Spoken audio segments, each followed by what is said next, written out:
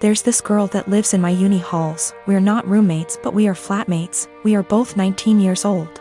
Let's name her Kaya. I met her in September when we started university and moved into halls. We're not best friends, but we are friendly.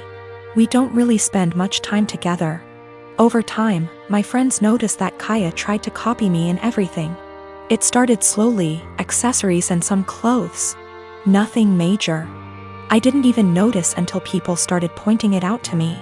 I have a rather distinct style and she started copying it. I don't know the style and she's free to wear what she likes, but it's the exact same copies of my outfits, which is very odd. But then, it started going further.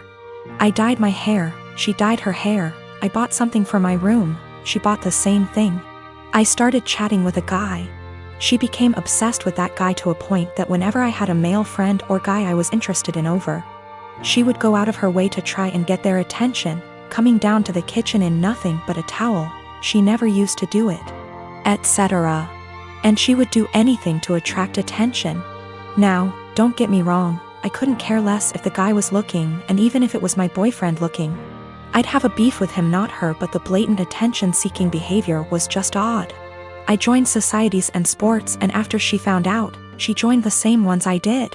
Basically, everything I do, she copies eventually. It's just really creepy, but I haven't said anything. I wouldn't even know what to say. Over the Easter break, my friend and I were at my family house, a bit drunk, and decided to test out whether Kaya really copies everything I do. I made a post on social media about shaving my head. My friend does hairdressing and she helped me out faking shaved head, and I posted a photo with shaved head. I deleted the photo few days later and forgot about this whole thing. After Easter break was over, we had uni exams and I was focusing on that. Imagine my shock when I came back and Kaya had shaved head. And she was pissed when she saw me. She started shouting how I lied to her and why would I do that. She went on and on and on, really angry.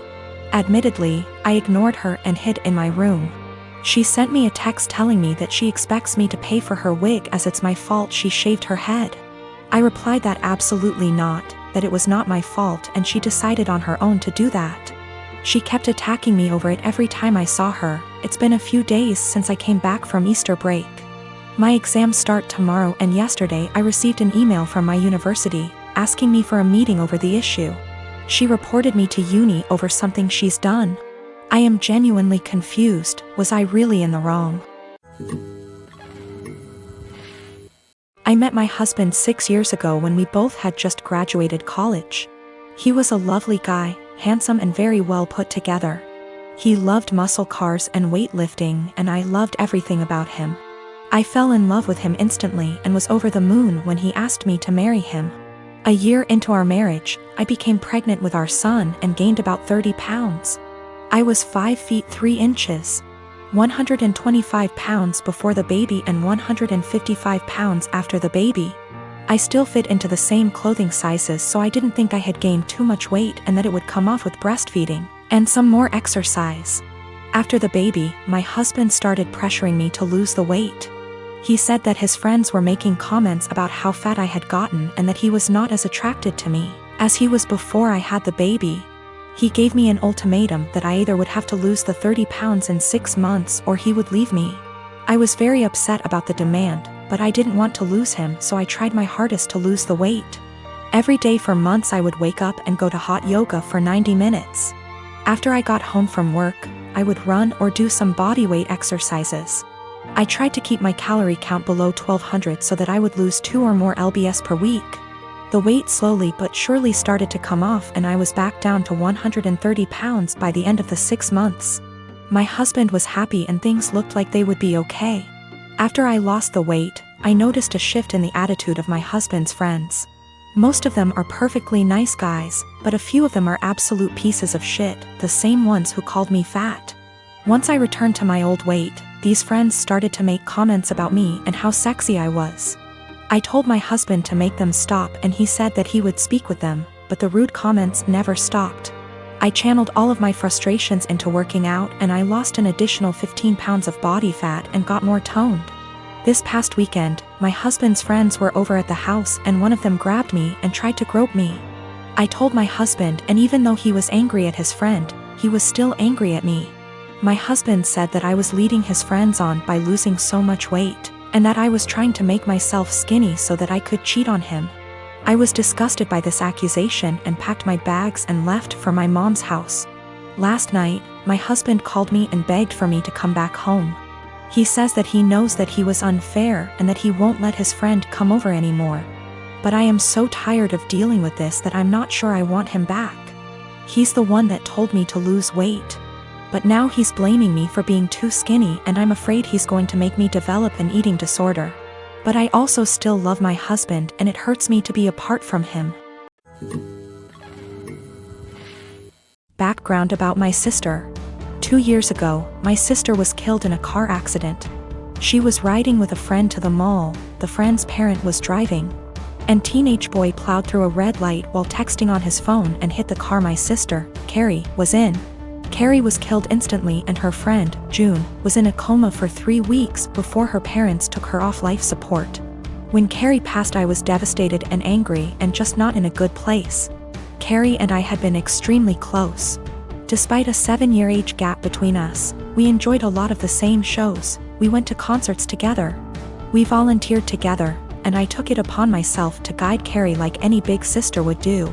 Our parents were extremely busy with work most days, and Carrie and I would often cook together and do crafts when we weren't too busy with school work. Carrie wanted to be a NICU nurse when she grew up, and I helped her find a volunteer position at a local hospital to help get her gain some experience being around patients. In short, Carrie was my sister and best friend, and when she passed, I was a mess.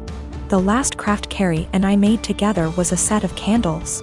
We bought the wax at a local craft store, and we both made each other a candle and decorated the jar it was in. That was the day before she was killed. At her funeral, Carrie was buried with the candle I made her.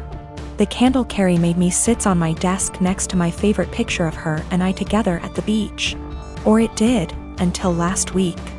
Background about my boyfriend. I met my boyfriend about 1.5 years ago, about 6 months after Carrie passed. I wasn't looking for a relationship, I was still grieving my sister's death. But Eugene came along, and it was love at first sight. He was extremely supportive, let me cry on him when I needed to, didn't push me into getting over grieving or anything. He was extremely gentleman about everything and very, very patient. After 6 months of seeing each other pretty regularly, we made it official. Eugene came into my life at a very low point, and he has always been very respectful of sentiments I keep from my sister. Never asking me to take them down, always giving me space when I needed to cry. Eugene, along with most, if not all, of my friends and family know about Carrie's candle. There was a point after she died where I would take the candle with me everywhere out of fear that someone might light it, or steal it.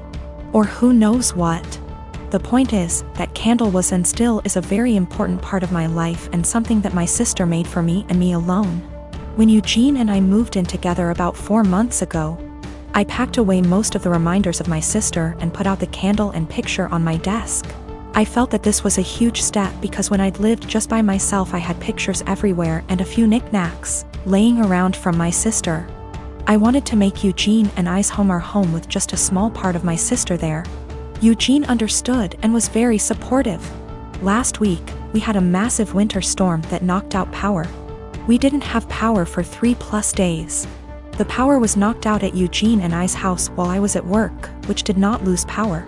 Eugene texted me that he was going to light some candles and try and get a generator, so we could have some for of power or at least be able to charge our phones / use lights / etc. Now, we have probably 30+ candles in our house. I am a huge fan of sales, and when Bath & Body Works has a candle sale, I like to stock up and get a range of scents. We have candles scattered all over our house. In the room where my desk is, there are no candles aside from the one Carrie made me. None at all, and there never has been. This room is also downstairs, where Eugene doesn't spend a lot of time, his desk is upstairs. When I arrived home from work last week, I noticed a bunch of candles burning in our living room, safely. Always monitored and not near anything that could ignite. One of these candles was the candle that Carrie had made me. I burst into tears, and when Eugene heard me crying he came out from the bedroom, where he was lighting more candles, and asked what was wrong. I was a wreck and couldn't get any words out. When he tried to calm me down, I shoved past him and locked myself in the room where my desk was and just cried. I don't know how he could be so stupid. He knew, and I thought he understood how sentimental the candle was and how much I cherished having a candle that my now deceased sister had spent time making with me just a day before she was killed. I haven't been able to speak to Eugene since it happened, Tuesday of last week. He has tried to explain why he did it, because he needed candles to be able to see, but I just can't wrap my head around it. He hadn't gotten into the large candle stash I have upstairs right by the living room where Carrie's candle was, but went downstairs, out of the way, to grab the most sentimental, cherished item I have. The candle was burning most of the day while I was at work and is now melted and pretty much gone. I do still have the jar it was in, but I can't look at it without bursting into tears. Eugene says it was an accident, but I just don't believe that.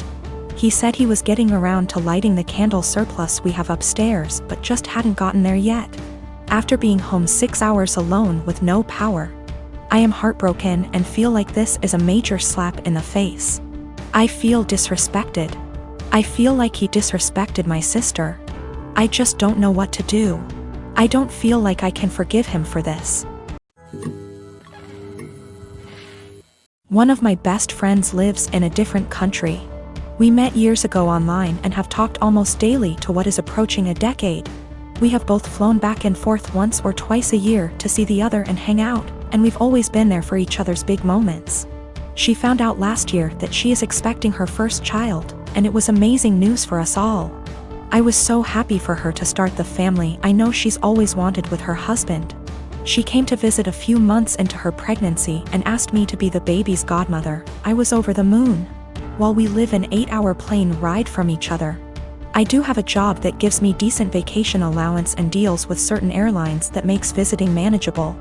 I knew that I could be there for her, and told her that whenever she was ready for someone outside of the family to be there, I would make the trip. Last month, she had her baby shower, and I only found out when I saw on Instagram a mutual friend who lives in the same city as me had surprised her at the shower. I hadn't been invited.